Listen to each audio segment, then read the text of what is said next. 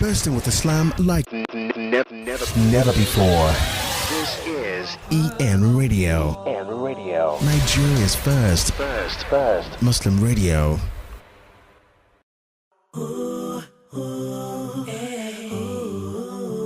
You're listening to Yoruba Igbo Muslimah with Korean.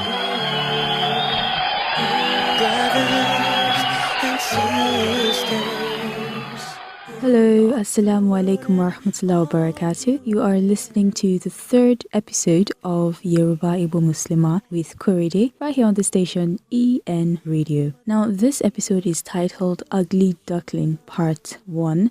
So this week, I'll be telling you about my hijab story and what it's like having to wear hijab, having to be visibly Muslim in a place where there are not a lot of Muslims. Now, I'll tell you also how to transition from a non-hijab wearing Muslimah to a hijab wearing Muslimah. First off, I'm going to talk about my before hijab. I did not grow up wearing hijab. I started thinking about hijab when I was in maybe SS2 or SS3, and it was around that period, especially SS3, that I began to learn more about my religion. I don't know how it happened, but I just found myself reading the Quran more, reading Islamic magazines and Islamic books, both hard copy and online blogs and all of that. And every time I read the Quran, I didn't want it to stop. You know, it was like true love. It was really natural for the idea of hijab to begin to appeal to me. And at that time, I watched a lot of Islam channel. That also helped. So getting to see Muslim women in hijab on television also helped. You know, they would do hijab tutorials and all that. Making up my mind to wear hijab was a slow process. So yes, title this part of this episode, how to make up your mind to wear hijab. Now, the first thing you have to do is you have to learn. You can never learn enough. Even though you might have gone through all the hadith and verses of the Quran and all the arguments about hijab, keep learning, keep reading. It's part of psyching yourself. And yes, that's the second point. You have to psych yourself. Psyching yourself, it means trying to prepare your mind. You're trying to get your mind ready so that when it comes, it just flows, it just comes naturally. Keep reminding yourself, I want to do this. I have to do this. It could take a while, but when you keep psyching yourself, at the point where you're ready to put on the hijab, you just put it on. Now, the third thing, start small, okay? You don't have to start with the long flowing hijab that reaches the ground. If you use attachments and weave-ons and all that, you could start by cutting those down. I mean, you do that to make your hair look good, right? Just do your natural hair and start to wear caps, hats, scarves. You can start that way. Just start with that. I mean, especially if you're the type that never covers your hair. So when you start covering it, trust me, it's going to feel weird. But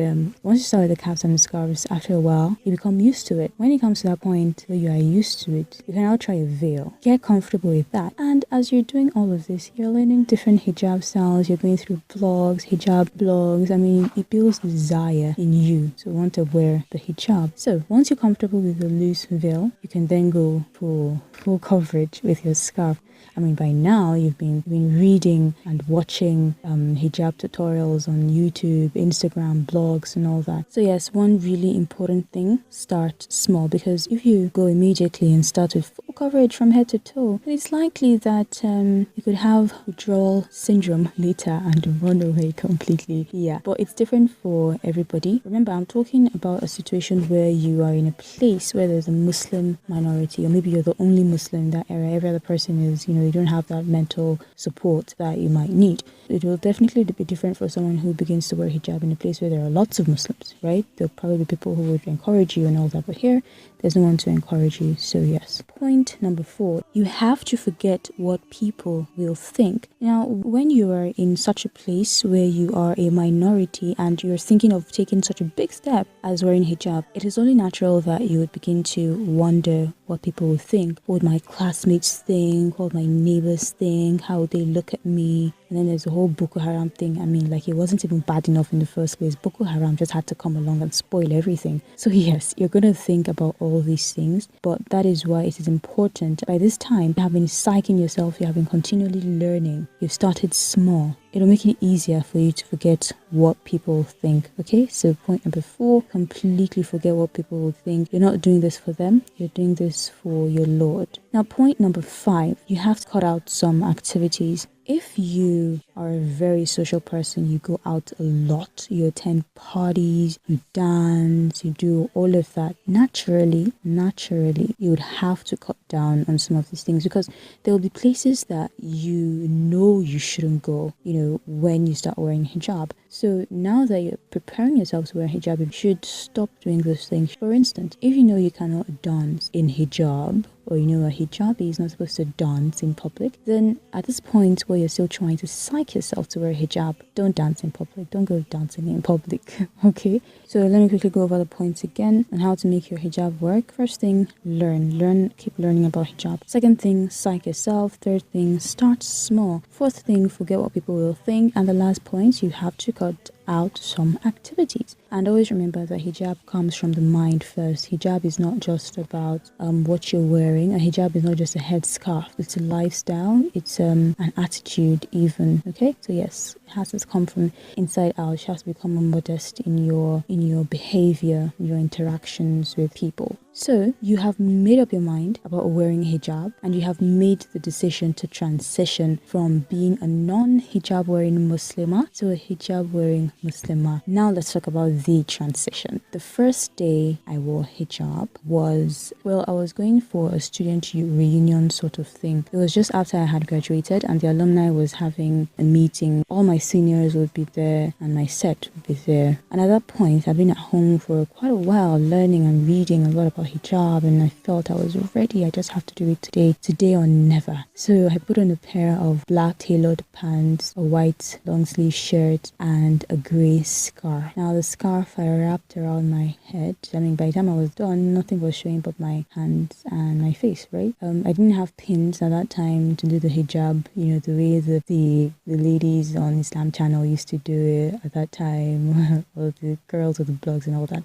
So I basically just wrapped the thing around my head somehow and I left the house. Now that walk from my house to my school was possibly the longest walk of my life so far. It was almost excruciating because I just felt, oh my gosh, everybody's looking at me, they're looking at me. It was scary. And then especially when I got to the school and all my friends that are looking at me, people that are used to seeing you with your hair out, your school uniform, the short skirt and the tight shirt. And then to make it worse, I got called on stage. So anyways, the good thing is by the time I was walking from my school to the house, I felt like I had conquered, like I had achieved something. I felt like freaking Alexander the Great. Okay, maybe not like Alexander the Great, but you get the point. I felt really good. And from then on, that just boosted my confidence. After that time, I did not wear the full hijab, every single day. Sometimes I also tie my scarf backwards, wear my caps and everything, but that did something for me mentally.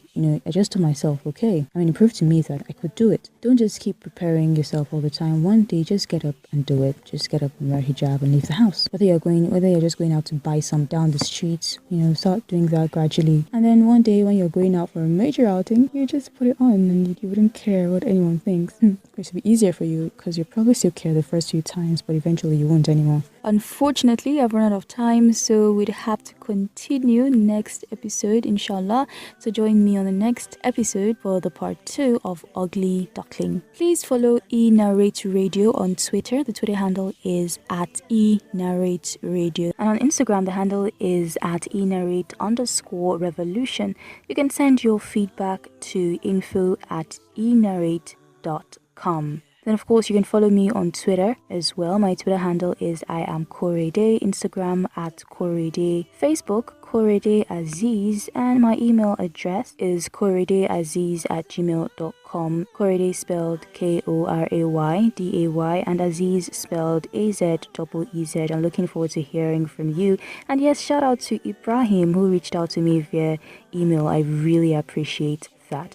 So I'll see you on the next episode, inshallah. Assalamu alaikum. Bursting with Islam like never before. This is eNRadio, Nigeria's first Muslim radio.